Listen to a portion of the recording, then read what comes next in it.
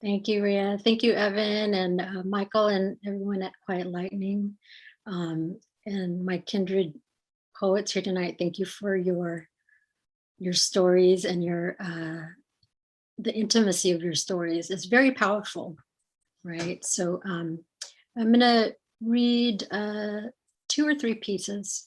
And I just want to send them out as, healing breath, because it's just too much, right? Everything is too much right now. So I really, I want to honor this space and have it be a little bit of medicine for others if possible.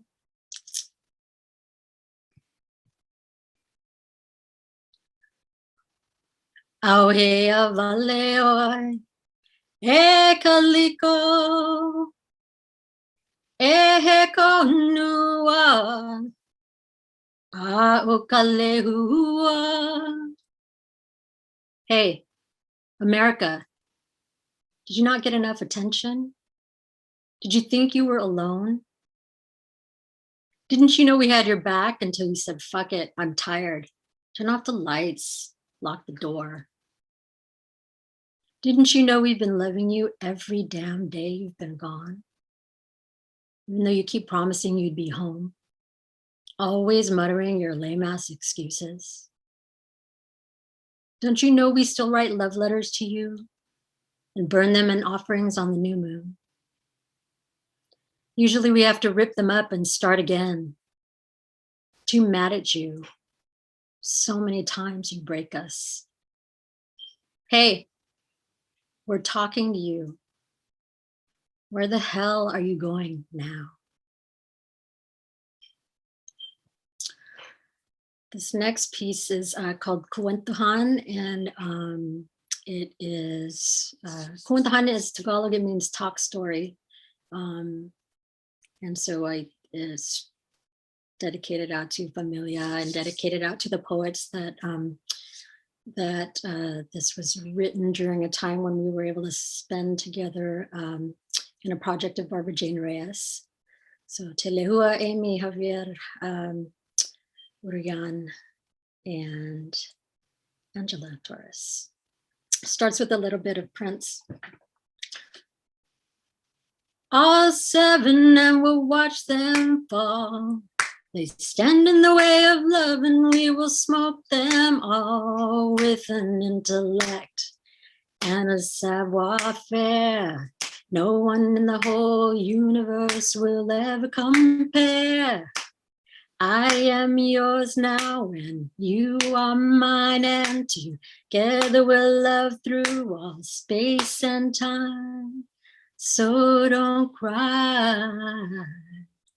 One day all 7 will die. I saw an angel coming down unto me. She looked me in the eye, pointed with her lips to the tanduay rum on the table, so I quickly poured her a shot. She slammed it and sat down next to me. Sige, make cuento, she said. I told her that I wanted to, but confessed I didn't speak the language. Ay, puñeta, she said, and grabbed my wrist.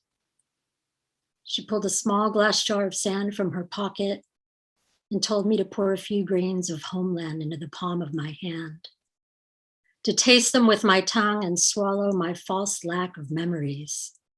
Sige, make cuento. If you must, speak to me only in lyrics. Last spring, we found ourselves at yet another wake. Lola Charing piercing eardrums again with her familiar wailing, while we chose Hennessy in the parking lot over holy watered novenas. Bamba, my niece, had just turned 19.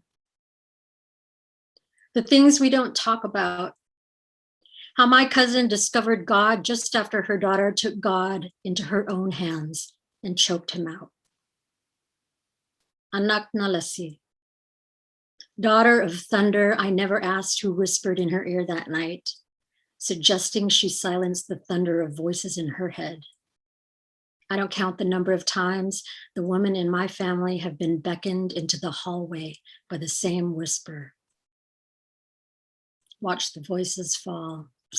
Not Filipino enough, they say. You're American born. You're American. But as I breathe here in San Jose, I breathe with the Frisco Five in the city where I was born. And I breathe through my mother's cuentos of Mapandan, Pangasinan. I know too much. This place of trauma trolling me through the landscapes. I need to build altars, pages of laughter. So sit with me a while. Pour one out for Bamba, for Prince, Maurice White, Kuya Jun. Let's pour one out for Alex Nieto, Manong Al Robles, Virginia de Araujo, Francisco X. Alarcon. Let's pour one out for those whose names we think we have forgotten, but whose spirits we have ingested like Pele's tears. Stay with me a while. Together we'll love through walls, space and time. So don't cry. One day all seven will die. Ashe, thank you. Last piece that I will do is in response to the ridiculousness of the see you at the protest that Amanda brought up, you know, the afternoon ally, and just really wanting folks to move beyond the hashtag Breonna Taylor, hashtag Black Lives Matter, you know, to know that those are to generate knowledge for people, but that is not activism. That is not what's going to change us. Only we're going to change us through real action. So this poem, we came in waves. The first set rolled onto shore at Morro Bay in October 1857. Sneaker waves who staked a cross as false claim to the land that's been home to the Chumash people for thousands of years. We came in waves as war brides, young Pinoys enlisted in the US Navy. We rolled in waves of future Monongs to Seattle, Stockton, and Delano, flooding into fields, dance halls, and the I Hotel in Manila town. We spun our dreams in the whitewash and got spit back out to sea. Stranded by high tide of those signs screaming, absolutely no Filipinos allowed. Sucked in by shimmering lies of gold-paved streets, we dog-paddled petitions for our wives, brothers, and sisters to plunge into this promised land. And we learned quickly how to hold our breath, to dive deep beneath the surface, our lungs bursting as we became nurses, not doctors in this land, and worked in the fab lab in clean suits, alternating day, swing, graveyard shifts every 3 weeks. We surfed Sugar Pie De Santo and Al Robles, Jaime Jacinto and Dr. Don Mabalon. We swam in schools of Jabberwockies and Jeprocks, Santa Clara Pinays and B-girls.